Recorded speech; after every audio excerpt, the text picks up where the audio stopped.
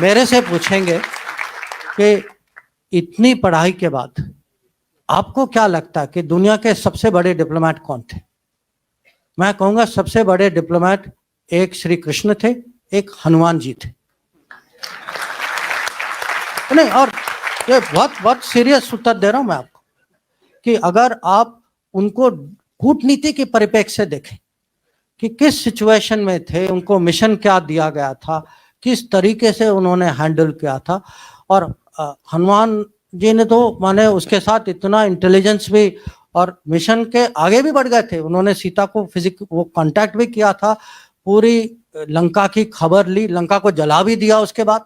माने कैसे डिप्लोमेट निकले। जो इंडिया का जो स्ट्रेटेजिक कल्चर है, ठीक है जी, जो स्ट्रेटेजिक कॉन्सेप्ट है, डिप्लोमेसी है, वो लॉर्ड हनुमान से आता है। और लॉर्ड कृष्णा जो है वो डिप्लोमेट थे।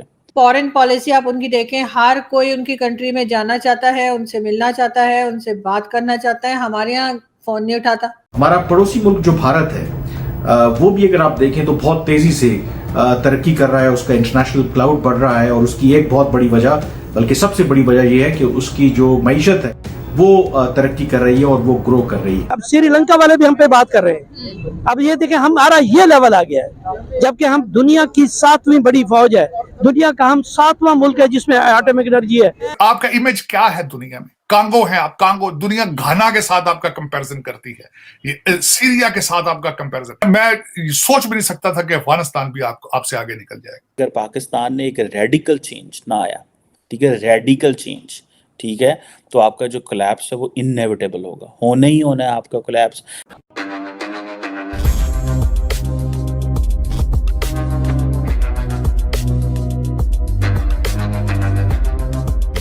नमस्कार दोस्तों, कल हमारे फॉरेन मिनिस्टर जब अपना बुक मराठी ट्रांजैक्शन में लॉन्च कर रहे थे, तब उन्होंने इंटरव्यू के दौरान एक बहुत ही बड़ी स्टेटमेंट दी।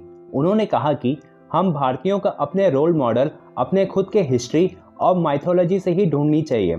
और उन्होंने ये भी कहा कि उनके हिसाब से अब तक का सबसे बड़ा डिप्लोमेट लॉर्ड हनुमान और लॉर्ड कृष्णा ही है, जिन्होंने दिए गए मिशन को काफ़ी अच्छे से हैंडल किया और साथ में अपने देश और अपने जुट के लिए अपेक्षा से भी ज़्यादा काम करके दिखाया। और साथ में उन्होंने ये भी कहा कि अभी करंट वर्ल्ड स्टेज में जो सब भी प्रॉब्लम्स आ रही है, उन सब का सल्यूशन महाभारत में दिया गया हुआ है। और भारत की फॉरेन पॉलिसी अपने खुद की हिस्ट्री और माइथोलॉजी से कनेक्ट भी होती है। और हम भारतीयों को भी अपने रिच कल्चर, हेरिटेज और एशियन स्क्रिप्ट पे भी काफ़ी ज़्यादा ध्यान देना चाहिए। तो चलिए दोस्तों, इसी पर पाकिस्तानी मीडिया का रिएक्शन देखते हैं।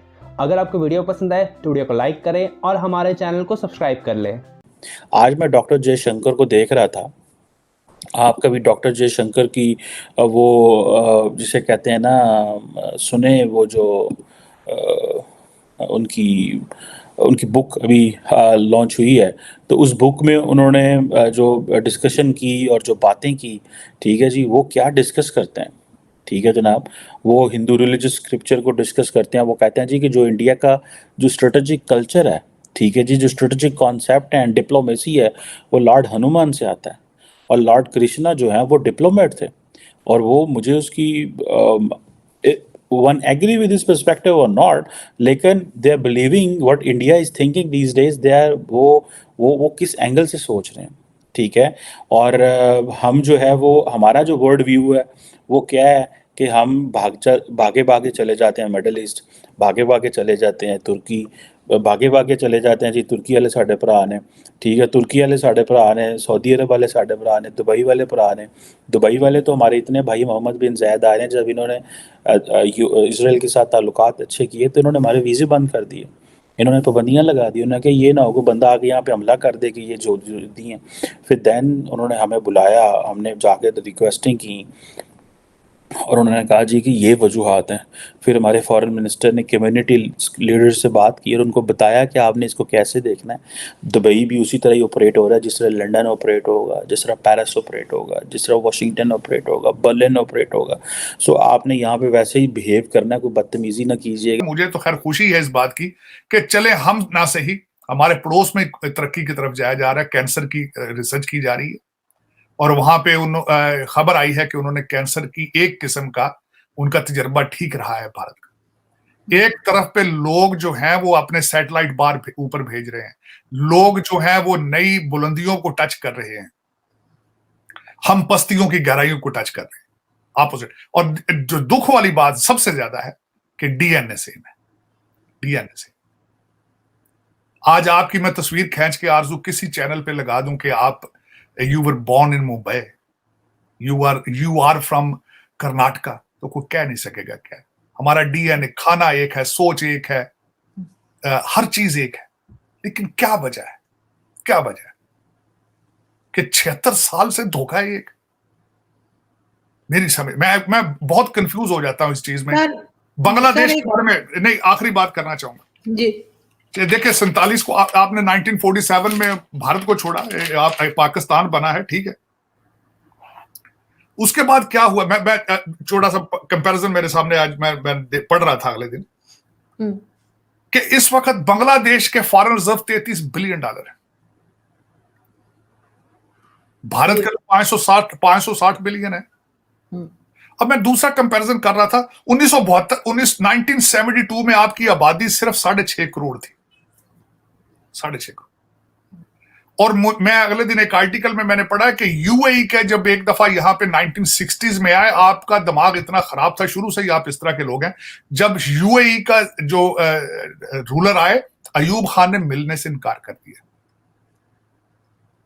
फिर उसके बाद मैं आपको बताना चाहता हूं कि किसी को पता नहीं है आज तक कि जो एमिरेट्स है एयरलाइन, उसका जब कोड देखा जाता तो EK है उसका, ई से उनका वो बनता है एमिरेट्स, के कराची का है, क्योंकि कराची में बनाई गई थी। PIA के 2 जहाज दिए गए थे जब एमिरेट्स बनी थी, अमला बीनी का दिया था। इस वक्त मैं ये देखना ये चाहता हूं, बता ये रहा हूं कि आपसे आबादी में 20 गुना मुल्क बड़ा है रशिया, और उसकी आबादी 14.5 करोड़ है। पूरे यूरोप की आबादी 74 करोड़ है। आपको डेली बेस पे आप 1.5 अरब लीटर मीठा पानी जाया करते हैं अपने वॉशरूम्स के अंदर। आपको 60 करोड़ रोटियां डेली बेस पे चाहिए होती। एज ए नेशन आपका मिजाज क्या है? You are anti business, you are anti progress, you are anti social. दूसरे आपके माटोज क्या है? आपकी फिलॉसफी क्या है?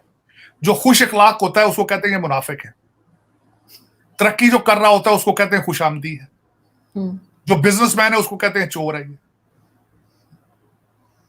सारा दिन सोशल मीडिया पे टेक टाक पे आवारगी आप करते हैं। और सर जो सच बोल रहा होता है, सर जो सच बोलता है उसको कहते हैं गद्दार है, गद्दार। बिल्कुल। और सबसे बड़ी बात यह है कि नफरतों से भरे पड़े हैं, और आज तक मेरी समझ से यह बाहर है कि सारा दिन टिकटॉक को ट्वीट करते हैं। इन लोगों को यह नहीं बता सकता हमारा मिस्टर हैंडसम, खुदा के लिए इसी फोन से अपना कारोबार करना शुरू कर दो यार, इस स्मार्टफोन से।